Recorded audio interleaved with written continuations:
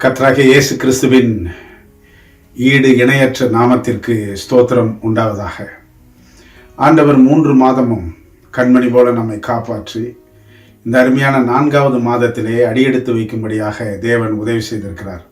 அவருடைய அன்புக்காக, அவருடைய பாசத்திற்காக, அவருடைய அனாதி தீர்மானத்திற்காக நாம் கர்த்தரை ஸ்தோத்திரிப்போம். இப்பொழுதும் இந்த 4வது மாதத்தை ஆரம்பிக்கும்படியாக தேவன் ஆதியாகம புத்தகத்திலே ஒரு அற்புதமான ஒரு உதாரணத்தை நமக்கு தந்து இந்த மாதம் முழுவதும் ஆண்டவர் எப்படி நம்மை வழிநடத்துகிறார் என்பதை பார்க்கும்படியாக நமக்கு ஒரு கிருபையை செய்திருக்கிறார். இந்த நாளின் செய்தியின் தலைப்பு என்னவென்றால், ஆண்டவரின் வழிநடத்துதல். அவர் எப்படி நம்மை நடத்துகிறார்? சில வேளைகளிலே நாம் எதிர்பார்ப்பது போல அவர் நடத்துகிறாரா, அல்லது அவர் ஆசைப்படுவது போல நம்மை நடத்துகிறாரா? எப்படி அவர் நம்மை வழிநடத்துகிறார் என்பதை நாம் இந்த மாதத்தின் ஆரம்பத்திலே காணும்படியாக தேவன் உதவி செய்திருக்கிறார். அதற்கு ஆதாரமாக எடுத்துக்கொண்ட வேத வசனம் ஆதியாகமம் 37வது அதிகாரம் 6 - 10 வசனத்தை நான் வாசிக்கிறேன். இது யோசேப்பின் ஆரம்ப காலகட்டத்திலே நடந்த ஒரு சம்பவத்தை குறித்து இந்த பகுதியிலே நாம் வாசிக்கிறேன். வேதம் உள்ளவர்கள் தயவுசெய்து திருப்பிக் கொள்ளும்படியாக நான் தாழ்மையோடு கேட்டுக்கொள்கிறேன். யோசேப்பு ஒரு சொப்பனம் கண்டு அதை தன் சகோதரருக்கு அறிவித்தான். அதனிமித்தம் அவனை இன்னும் அதிகமாய் பகைத்தார்கள். அவன் அவர்களை நோக்கி, நான் கண்ட சொப்பனத்தை கேளுங்கள். நாம் வயலில் அறுத்த அரிகளை கூட்டிக் கொண்டிருந்தோம். அப்பொழுது என்னுடைய அரிக்கட்டு நிமிர்ந்திருந்தது. உங்கள் அரிக்கட்டுகள் என் அரிக்கட்டை சுற்றி வணங்கி நின்றது என்றான்.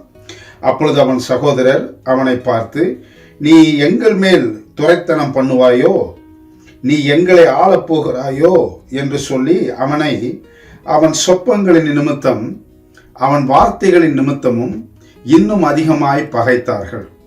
அவன் வேறொரு சொப்பனம் கண்டு தன் சகோதரரை நோக்கி, நான் இன்னும் ஒரு சொப்பனத்தை கண்டேன். சூரியனும் சந்திரனும் 11 நட்சத்திரங்களும் என்னை வணங்கினது என்றான். இதை அவன் தன் தகப்பனுக்கும் தன் சகோதரருக்கும் சொன்னபோது அவன் தகப்பன் அவனை பார்த்து, நீ கண்ட இந்த சொப்பனம் என்ன? நானும் உன் தாயாரும் உன் சகோதரரும் தரை மட்டும் குனிந்து உன்னை வணங்க வருவோமோ என்று அவனை கடிந்து கொண்டான். தலை வணங்கி பிரார்த்தனை செய்வோம். பிதாவே, இந்த வசனத்தின் மூலமாக இந்த 4வது மாதத்தில் எங்களுக்கு நம்பிக்கை நீர் தாரும். நிச்சயமாக பதில் உண்டு, உன் நம்பிக்கை வீண் போகாது என்று எங்களுக்கு நீர் சொல்லித்தாரும். இயேசுவின் நாமத்தில் ஜெபிக்கிறோம் ஜீவனுள்ள பிதாவே, ஆமென். இந்த யோசேப்பினுடைய வாழ்க்கையிலே ஆண்டவர் எப்படி அவனை வழிநடத்தினார், எப்படி அவன் நம்பிக்கையோடு பலவிதமான சூழ்நிலையின் மத்தியிலும் அவன் எந்த சூழ்நிலையிலும் தேவனை குறை கூறாமல், தேவனை எதிர்த்து பேசாமல், தேவனுடைய சித்தத்தின்படியே தன் வாழ்க்கையை அமைத்து கொண்டான் என்பதை நான் வாசித்த இந்த வசனங்கள் நமக்கு சொல்லுகிறது. அதிலிருந்து 3 விதமான கருத்துக்களை நான் உங்களோடு பகிர்ந்து கொண்டு, நிச்சயமாக தேவன் இந்த புதிய மாதத்திலும் உங்களையும் என்னையும் நடத்துவார் என்று நான் இயேசுவின் திருநாமத்தினாலே விசுவாசிக்கிறேன். முதலாவது கருத்து, ஆண்டவர் எப்படி வழிநடத்துகிறார், எப்படி யோசேப்பின் மூலமாக நமக்கு பாடத்தை கொடுக்கிறார் என்றால், முடிவு தெரியும், பாதை தெரியாது. யோசேப்பினுடைய சொப்பனம், யோசேப்பை ஆண்டவர் எப்படி நடத்தினார் என்றால், முடிவை அவருக்கு கொடுத்து விட்டார். அரிக்கட்டுகள் அவனை வணங்கினது, சூரியனும் சந்திரனும் 11 நட்சத்திரங்களும் அவனை வணங்கியது. இது எல்லாம் முடிவு. ஆனால் அந்த சொப்பனத்தை, அந்த தரிசனத்தை, அந்த முடிவை எப்படிப்பட்ட வழிகளிலே யோசேப்பு செய்ய போகிறார், எப்படிப்பட்ட வழிகளிலே யாக்கோபும் அவனுடைய மனைவியும் அவனுடைய மற்ற பிள்ளைகளும் யோசேப்பை வந்து வணங்கப் போகிறார்கள் என்ற பாதையை தேவன் சொல்லவில்லை. எனக்கு பிரியமானவர்களே, நிச்சயமாக உங்களுடைய வாழ்க்கையும் என்னுடைய வாழ்க்கையும் சந்தோஷமாக இருக்கும். விரைவிலே நாம் இன்று சந்திக்கிற போராட்டங்கள், வேதனைகள், உங்களுடைய கண்ணீர் கதையின் முடிவு நிச்சயமாக ஆசீர்வாதமாக, நம்பிக்கை ஊட்டத்தக்கதாக, உற்சாகப்படுத்தத்தக்கதாக, அநேகருடைய புருவங்கள் உயரும்படியாக இருக்கும். ஆனால் எப்படிப்பட்ட பாதைகளில் நாம் அதை சந்திக்க போகிறோம் என்பதுதான் ரகசியமாக வைக்கப்பட்டிருக்கிறது. யோசேப்புக்கு தெரியாது தான் இங்கே போக போகிறோம், இப்படிப்பட்ட சூழ்நிலையில் அகப்பட போகிறோம், இங்கே இருக்க போகிறோம் என்று அவனுக்கு தெரியாது. ஆனால் ஆண்டவர் அவனுக்கு முடிவை சொன்னார். நீ நன்றாக இருப்பாய், உன்னை சுற்றி இருக்கிறவர்கள் உன்னை சார்ந்து நம்பி இருப்பார்கள், உன் பாதத்தில் விழுவார்கள் என்ற முடிவை சொன்னார். இன்றைக்கும் எனக்கு அருமையான சகோதர சகோதரிகளே, நீங்கள் போகிற பாதை, ஏன் ஆண்டவர் எனக்கு இப்படிப்பட்ட கண்ணீரின் சம்பவத்தை கொடுத்திருக்கிறார், ஏன் தோல்வியை கொடுத்திருக்கிறார், ஏன் என்னை யாரும் புரிந்து கொள்ளவில்லை என்று சங்கடத்தோடு நீங்கள் வாழ்ந்து கொண்டிருக்கலாம். ஏன் ஒருவேளை நீங்கள் நம்பி வந்தவரே உங்களை எதிர்த்து நிற்கக்கூடிய சூழ்நிலையில் நீங்கள் தள்ளப்படலாம். ஆனால் இயேசுவினுடைய ஆண்டவருடைய அற்புதமான வழி நடத்துதலின் மேன்மை என்னவென்றால், அவர் முடிவை நமக்கு சொல்லிவிடுவார். நிச்சயமாக முடிவு உண்டு, உன் நம்பிக்கை வீண் போகாது, நான் உன்னை அனாதி தீர்மானத்தினால் உன்னை நேசித்தேன் என்றெல்லாம் அவர் சொல்லுகிறார். ஆனால் போகிற பாதை சில சமயங்களிலே கண்ணீரான பாதையாக இருக்கலாம், தோல்வியின் பாதையாக இருக்கலாம், விரக்தியின் பாதையாக இருக்கலாம். எனக்கு பிரியமானவர்களே, தளர்ந்து போகாதிருங்கள். இரண்டாவது, இந்த யோசேப்பின் கதையிலிருந்து எப்படி நாம் பாடங்களை ஆண்டவர் எப்படி நடத்துகிறார் என்பதை கண்டுகொள்ளலாம் என்றால், தோல்வி தெரியும், ஆனால் வெற்றியின் நேரம் தெரியாது. நமக்கு தெரியும், வாழ்க்கையில சம்பவிக்கிற காரியங்கள் எல்லாம் நமக்கு தெரிகிறது. யோசேப்பினுடைய வாழ்க்கையை எடுத்துக்கொண்டால், அவனை கொண்டு போய் குழியிலே போட்டார்கள். தோல்வி, சந்தோஷம் இல்லை அவனுக்கு. பிறகு கொண்டு போய் எகிப்திய வியாபாரிகளிடத்திலே விற்று போட்டார்கள். அவனுக்கு தெரியாது ஏன் விற்கப்படுகிறோம், ஏன் தம்முடைய சொந்த சகோதரர்களை இப்படி செய்கிறார்கள் என்று. பிறகு போர்த்திபார் வீட்டிலே அவன் வேலைக்காக அமர்த்தப்பட்டான், அங்கே குற்றம் சாட்டப்பட்டான். பிறகு சிறைச்சாலையிலே கொண்டு போகப்பட்டான். ஒன்று அடுத்து ஒன்று, அடுத்து அடுத்து அடுத்து அடுத்து தோல்விகள் தோல்விகள், கண்ணீரான சூழ்நிலை, அவனுடைய வாழ்க்கையில் அநேக விரக்தியான சூழ்நிலை. ஏன் இப்படி நடக்கிறது என்று அவனுக்கு தெரியவில்லை. காரணம், பாதையும் தெரியவில்லை, நடக்கிற சம்பவங்கள் ஏன் நடக்கிறது என்றும் புரியவில்லை. ஆனால் நிச்சயமாக வெற்றியின் நேரம் இருக்கிறது என்றது மாத்திரம் அவனுக்கு தெரியும். அவனுடைய தோல்விக்கான காரணம் தெரியவில்லை. அவன் ஏன் குழியில் போட்டார்கள் என்பதும் அவனுக்கு புரியவில்லை. ஆனால் ஒன்று தெரியும், தேவனுடைய நேரம் விரைவிலே எனக்காக வந்து கொண்டிருக்கிறது என்று. எனக்கு பிரியமானவர்களே, இன்றும் நீங்கள் அடைகிற அவமானங்கள், உங்களை அவமானமாக பேசுகிற வார்த்தைகள் சில சமயங்களிலே உங்களுக்கு கோபத்தை ஏற்படுத்தலாம், விரக்தி ஏற்படுத்தலாம். ஏன் இந்த உலகத்தில் எனக்கு இப்படிப்பட்ட வடுக்கள், புண்கள், வேதனைகள், அவமானங்கள் என்றெல்லாம் இருக்கும். ஆனால் நிச்சயமாக புரிந்து கொள்ளுங்கள், உங்களுக்கான தேவனுடைய நேரம் வந்து கொண்டிருக்கிறது.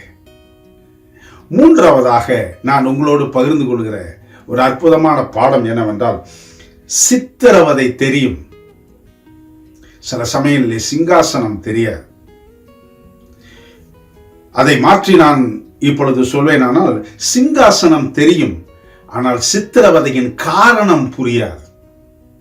தெரியும், யோசேப்புக்கு தெரியும், ஒரு நாள் தேவன் என்னை உயர்த்துவார் என்று. ஆனால் அவன் அடைகிற சித்திரவதைகள் ஏன் இப்படி நடக்கிறது என்று அவனால் புரிந்து கொள்ளவில்லை.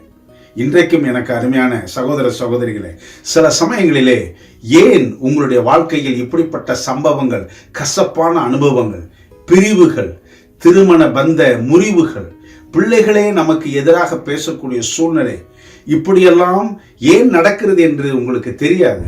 ஆனால் நிச்சயமாக ஒரு நாள் உங்களை தேவன் சிங்காசனத்தை அமர வைப்பார் என்று மாத்திரம் ஆண்டவர் நமக்கு நிச்சயமாக வைத்திருக்கிறார். எனக்கு பிரியமானவர்களே, ஒரு 2 சம்பவங்களை நான் உங்களுக்கு சொல்லி முடிக்க விரும்புகிறேன். விஜி பன்னீர்தாஸ் என்று ஒருவர் இருந்தார். எங்கே? தமிழகத்தில். அவரை சுருக்கமாக அவருடைய தொழிற்காரியங்களை விஜிபி என்று கூட சொல்வார்கள். உங்களுக்கு கண்டிப்பாக தெரியும். திருநெல்வேலி மாவட்டத்தில் உள்ள வள்ளியூர் என்ற ஊரிலே பிறந்தவர். அவர் ₹1 மாத்திரமே அவர் வைத்து எப்படியாவது இதை வைத்து பிழைத்துக் கொள்ளலாம் என்று சொல்லி சென்னை பட்டணத்திற்கு வந்தார். சென்னை பட்டணத்திற்கு வந்து வேலை இல்லாமல் கடைசியிலே அவர் இந்த ரேஷன் கடையிலே வேலை செய்தார். சைதாப்பேட்டையிலே, சென்னையிலே ரேஷன் கடையிலே அரிசி மூட்டையை அளந்து போடுவது மற்றும் சுத்தப்படுத்துவது போன்ற வேலைகள்.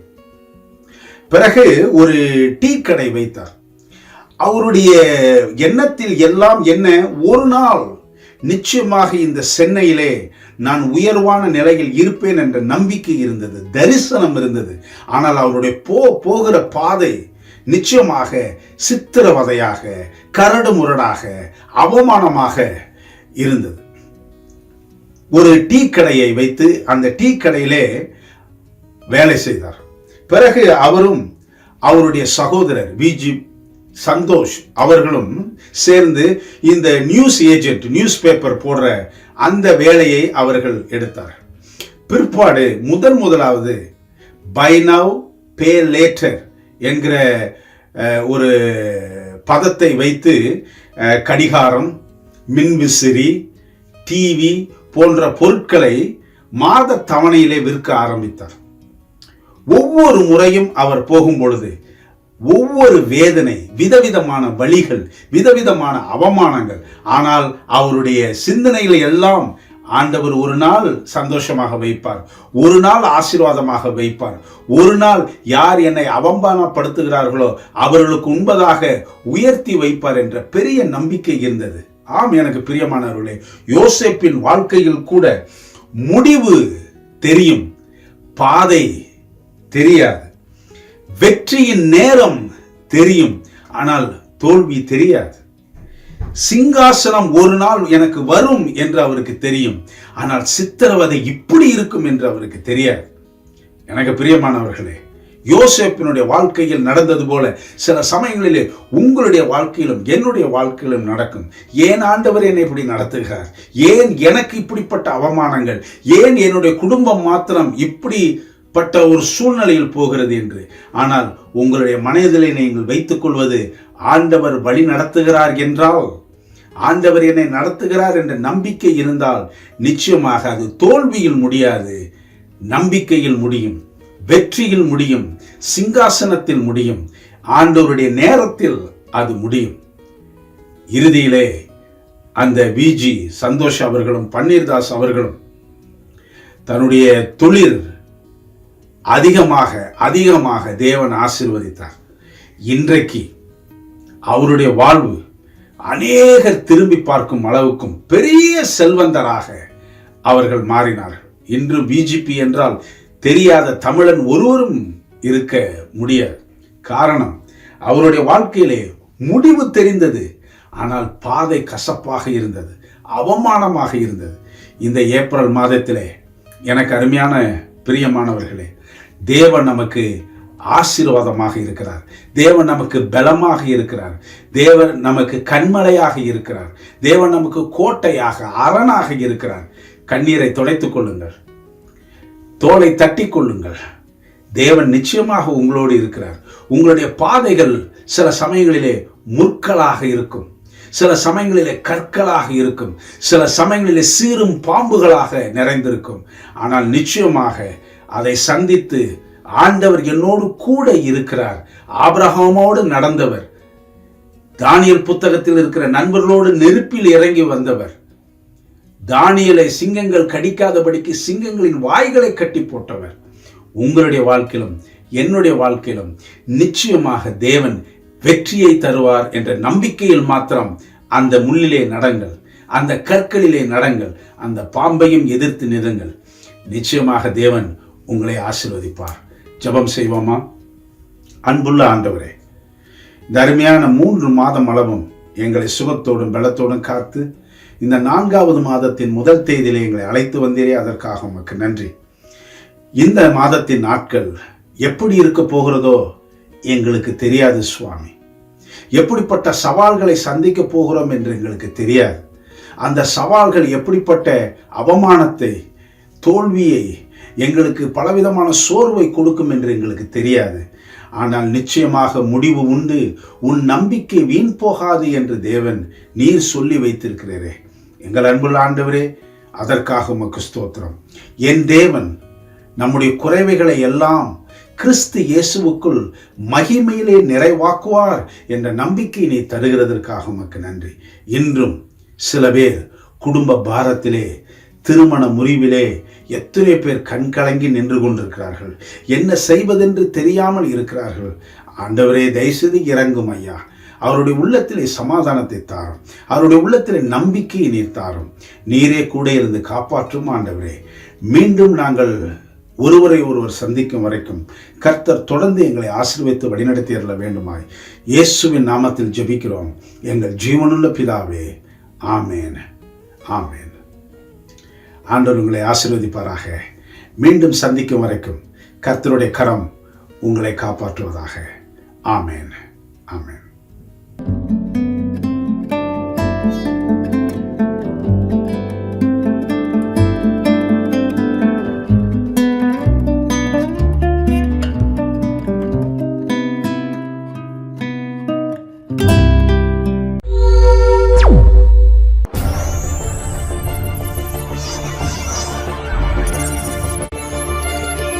நீங்கள் பார்த்துக் கொண்டிருப்பது உங்கள் ரிவைவல் டிவி.